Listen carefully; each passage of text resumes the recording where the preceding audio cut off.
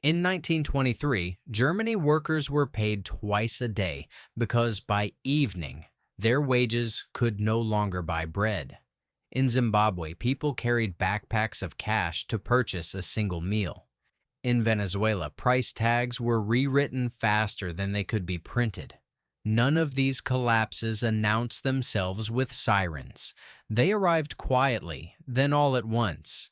Hyperinflation does not feel like an explosion. It feels like delay. And delay is what kills you. The most dangerous lie people believe is that collapse gives warnings. It does not. By the time headlines admit the word hyperinflation, the outcome is already locked. What remains is not prevention, but positioning. You are not early. You are not late. You are exactly 1 hour before zero. That hour is not generous. It is terminal. In that final window, cash is no longer money. It is a rapidly decaying substance. Every minute you hold it, its ability to command reality weakens. People still confuse liquidity with power, but liquidity only exists while others agree to play the same game. Hyperinflation is the moment that agreement dies. Prices stop meaning what they say. Trust evaporates. Time becomes the only scarce resource that matters. Most people will waste this hour searching for reassurance. They will wait for confirmation, for official statements, for someone to say it is real. That hesitation is not caution. It is surrender disguised as rationality. Systems do not collapse when people panic. They collapse when people freeze. This is not a discussion about economics. It is about physics. Purchasing power does not decline smoothly. It falls off a cliff. 1 hour before zero is the last moment where choice still exists. After that, outcomes replace options. What you do now determines whether you enter the next phase as an operator or as a liability. This hour is not for planning. Planning is a luxury of stable systems. This hour is for irreversible action. Hyperinflation is not a financial crisis. It is a time compression event. What normally unfolds over years is crushed into days, then hours, then minutes. People misread this because they expect decay to be gradual. They believe value erodes like rust. In reality, it fails like a bridge. Intact one moment, gone the next. The first confident mistake is believing that holding cash equals flexibility. That belief is inherited from a functioning system where money is a neutral tool.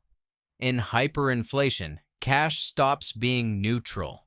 It becomes radioactive. Every unit you hold is a claim on a future that no longer exists. The longer you hold it, the less reality it can command. Power is not having options. Power is having executable options under time pressure. Cash only gives flexibility when others are willing to honor it tomorrow. Hyperinflation destroys tomorrow first. Prices do not rise because things become more valuable. Prices rise because money becomes less real. When that happens, the market no longer clears. It jams. People say they will wait and see. This is not patience. It is a failure to understand nonlinear collapse. The last hour does not reward careful thinkers. It rewards fast converters. The individual who acts imperfectly now will outperform the individual who waits for perfect information that will never arrive. There is a moment in every currency death when cash flips roles. It stops being a tool for acquisition and becomes a timer counting down to irrelevance. At that point, holding money is not a defensive posture. It is an offensive error against yourself. You are betting that the system will remain intact slightly longer than it actually will. In this phase, strategy simplifies brutally. Any resource that is not being converted into immediate utility is wasted. Any decision that can be postponed will be made for you later, under worse conditions by someone else. Hyperinflation does not ask for your confidence. it punishes it. 1 hour before zero, flexibility is a myth. Only momentum survives. The second confident mistake appears right after the first one collapses.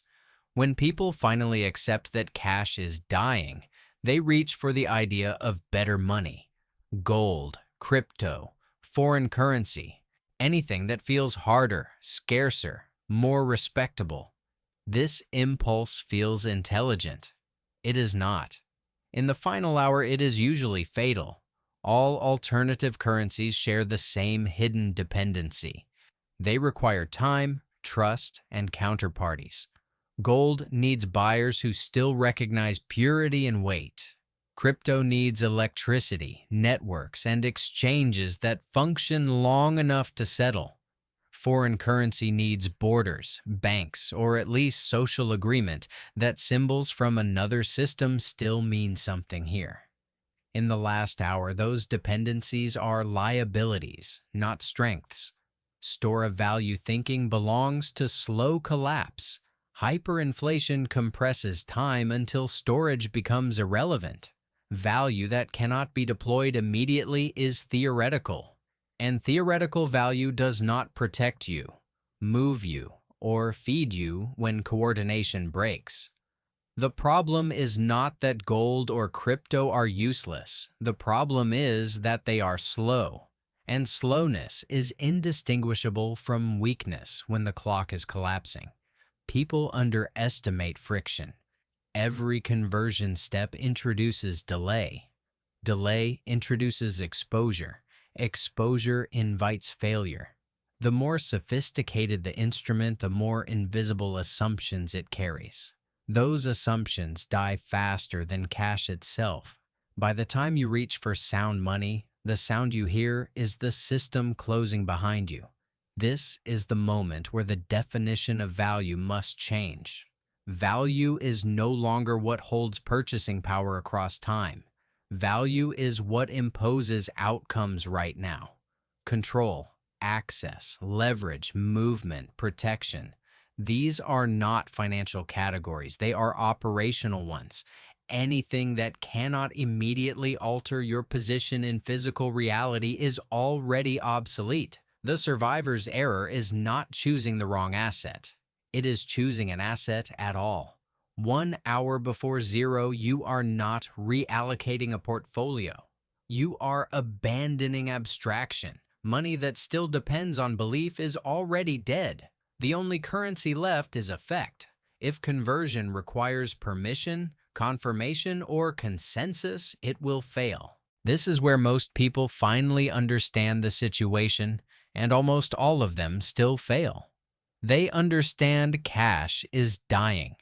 They understand better money is too slow, so they rush to buy things.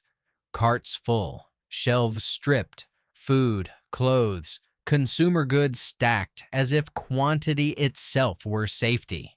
This looks decisive. It is not. It is panic disguised as action. The critical mistake is confusing possession with advantage. Hyperinflation does not reward those who own the most.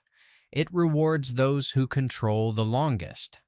The objective in the final hour is not to accumulate comfort. It is to extend operational time. That requires a different conversion logic entirely. Food feels obvious, but most food is dead weight. It spoils, it attracts attention, and it does not change your strategic position. You cannot outrun danger with rice. You cannot negotiate with canned meat. Food matters later, when systems have already collapsed and lines are drawn. In the final hour, food only matters if it buys compliance, access, or silence. Otherwise, it is ballast. What still accepts cash in the last hour are items that collapse time asymmetrically. Fuel is not energy. It is distance. Distance is safety. Tools are not objects. They are capability multipliers. Medication is not health. It is time bought against failure. Batteries are not power. They are continuity when grids die. Filters are not cleanliness. They are autonomy from contaminated systems. Transport is not movement, it is choice of terrain. This is the doctrine of asymmetric utility. The more a system fails, the more valuable these items become. Their worth rises precisely because coordination disappears. They do not depend on trust. They do not require agreement. They function alone. That makes them dangerous, and that makes them expensive right up until the moment cash stops working.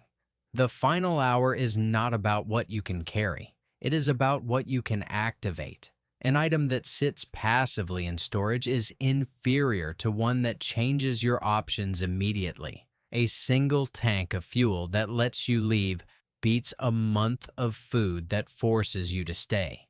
A tool that opens access beats supplies that lock you in place. This is not shopping. It is conversion under fire. Cash must become matter that bends reality in your favor. Anything else is sentimental survivalism. The instinct to hoard is deeply human. When systems fail, people reach for objects that promise comfort and familiarity. Blankets, clothes, food, duplicates of everything they already know how to use. This behavior feels rational because it mimics preparedness. In reality, it is an echo of peacetime thinking, and in hyperinflation, it becomes a strategic error. Stockpiling assumes stability. It assumes you will remain where you are, that no one will contest your space, and that time will pass quietly. None of those assumptions survive currency death. When money collapses, pressure replaces predictability. Movement patterns change. People migrate, probe, and test boundaries. Static assets become visible liabilities. In a post-currency environment, value reorganizes into three functional currencies. Movement determines who can leave bad situations before they turn violent. Protection determines who can refuse demands. Negotiation determines who can extract advantage without force. These are not metaphors, they are the real mediums of exchange once money fails. Hoarded consumer goods score poorly in all three. They slow movement, they attract attention, and they create dependency. A person surrounded by supplies but unable to relocate is not secure. They are trapped with inventory. Survivors do not defend piles, they defend options. This is where the logic inverts. Owning less can mean controlling more. A single tool that gives access to infrastructure beats a room full of possessions that tie you to one location. A means of protection that deters confrontation beats months of food that invite it. The goal is not to be self-sufficient. The goal is to be uncoercible. Hyperinflation accelerates the transition from ownership to leverage. The people who survive longest are not those who prepared the most, but those who position themselves near choke points, routes, and resources others cannot easily replace. They do not consume their advantage. They trade it. The final hour is when you decide whether you will be a warehouse or an operator. Warehouses get emptied. Operators move. The crowd will look busy in the final hour. Lines will form. Shelves will empty. Voices will rise. To the untrained eye, this looks like information. It is not. It is noise. Crowds do not reveal opportunity and collapse. They reveal exhaustion. Panic pricing is the first distortion. Prices detach from reality and begin chasing fear. People overpay not because items are scarce, but because they are afraid of being last. This creates artificial demand spikes that waste time and expose weakness. Anyone still arguing over price is already behind the curve.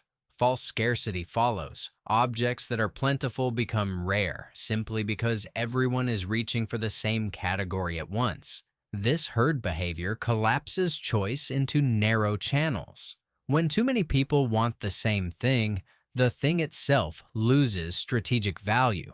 What matters is what the crowd is ignoring. The herd trap is psychological. Humans read safety in numbers even when numbers increase friction. In hyperinflation, density is danger. The more people around you, the more negotiation replaces action.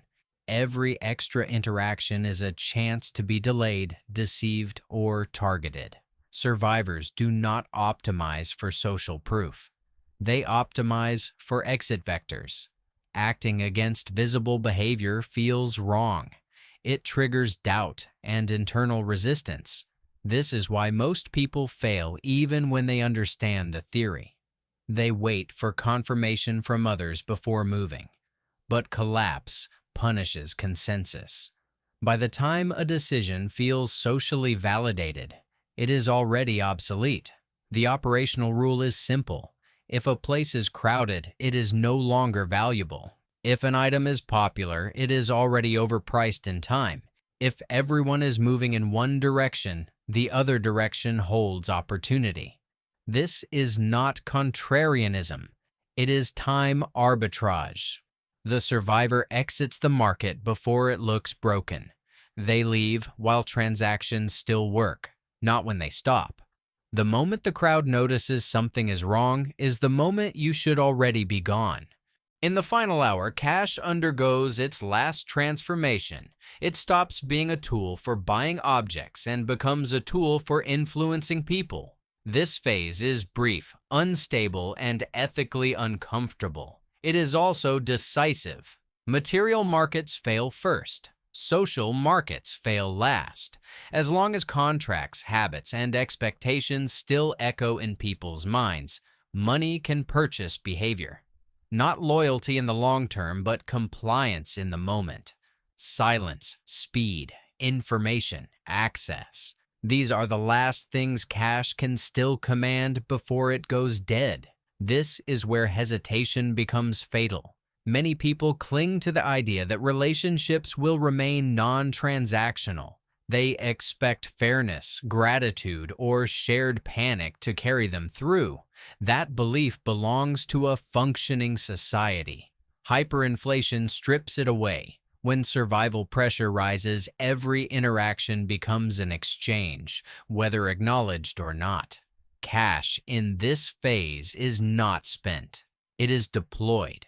It buys someone to open a door early. It buys a mechanic to ignore paperwork. It buys a driver to take a route they should not.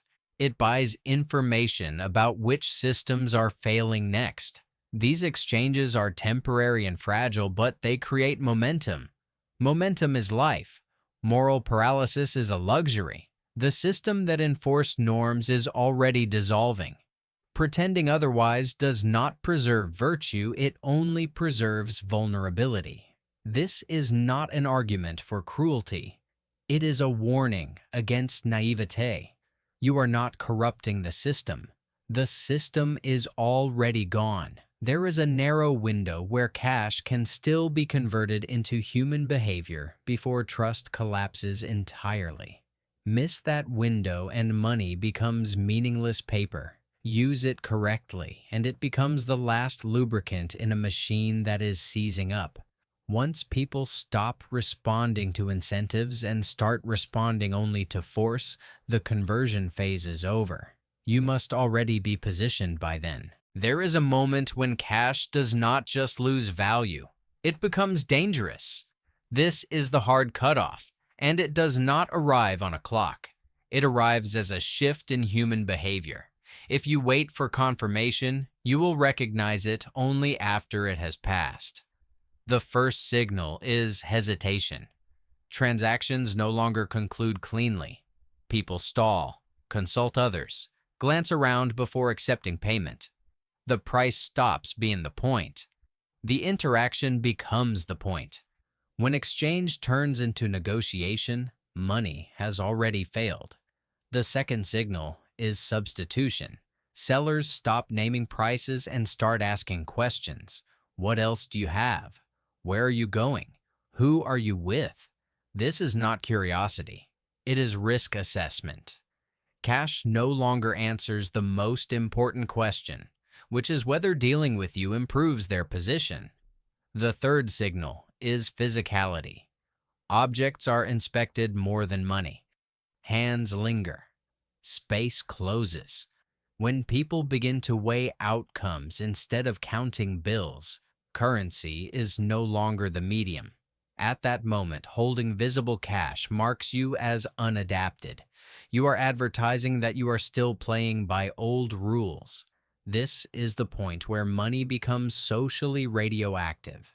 It cannot protect you, and it can provoke hostility. People who no longer believe in the system resent those who still behave as if it exists. Cash holders look slow. Slowness invites exploitation. The operational response is immediate disengagement. You do not argue. You do not negotiate. You do not attempt one last deal. You exit the interaction entirely. Markets do not recover after this moment. They fracture into private exchanges and informal control zones. The final exit condition is simple. When incentives stop working, force is next. You must be gone before that transition completes. The last successful transaction is always behind you, not ahead. If you are still trying to spend cash when others are testing leverage, you are already out of time. After zero, value does not disappear. It mutates. People who expected chaos discover something colder and more structured. A new hierarchy forms almost immediately, and it has nothing to do with what was expensive before. It has everything to do with what resolves pressure now. Cash holders experience this shift as shock. They are no longer participants in exchange. They are signals. Holding money broadcasts that you failed to adapt in time. This is negative signaling. It tells others that you still think in symbols instead of outcomes. In a post-currency environment, that marks you as a liability or a resource, never as an equal. Barter does not emerge randomly. It organizes around stress points. Movement, protection, repair, and information dominate early exchange. Items that enable these functions rise. Items that only satisfy consumption collapse in relevance. Luxury goods become noise. Comfort items become bait. Sentiment has no bid. Many objects that preppers assume will be priceless fail instantly. Excess food loses leverage once everyone has some or none. Gold becomes awkward weight without trusted measurement. Weapons without training or coordination are unstable assets. Value shifts away from things and toward capability. Capability is harder to steal. It moves with the person. Skills, access knowledge, familiarity with terrain, and the ability to coordinate small groups become the real currency. This is why late converters struggle. They focused on objects, not functions. They prepared for storage, not for interaction. The post-zero economy is not generous. It is efficient. Weak signals are exploited. Strong signals are avoided or negotiated with. People test each other constantly, looking for imbalance. There is no reset, only adaptation. Those who converted cash into leverage before zero enter this phase already aligned with the new logic. Those who did not spend the rest of their time trying to trade relics for relevance. Hyperinflation is often described as the destruction of money. That framing is wrong. Money is only the first thing to fall. What actually collapses is time. The distance between cause and effect shrinks until hesitation and failure become the same act. 1 hour before zero is the last interval where intelligence still outweighs force. After that, outcomes are dictated by position, not choice. The mistake most people make is thinking survival begins after the collapse. In reality, survival is decided in the final moments of the old system, while rules still have function and doors are not yet locked. This is why confident mistakes are so lethal. They feel rational inside the dying system that created them. Waiting feels prudent. Holding cash feels flexible. Seeking better money feels sophisticated. Stockpiling feels responsible. Following the crowd feels safe. Each of these instincts is correct in a stable world. Hyperinflation exists to punish stability-based thinking. The operational principle is simple and unforgiving. Convert abstraction into effect as fast as possible. Money must become leverage. Leverage must become position. Position must reduce future pressure. Any step skipped will be enforced later, under violence instead of choice. There is no heroism in this process. There is no moral victory for those who hesitated. Collapse does not reward good intentions or careful analysis. It rewards alignment with reality. Reality in this case is moving faster than your instincts want to admit. When currency dies, the only people who retain agency are those who acted while acting still mattered. Everyone else adapts downward, negotiating from weakness and calling it fate. Hyperinflation is not the moment you lose your money. It is the moment you discover whether you understood time at all.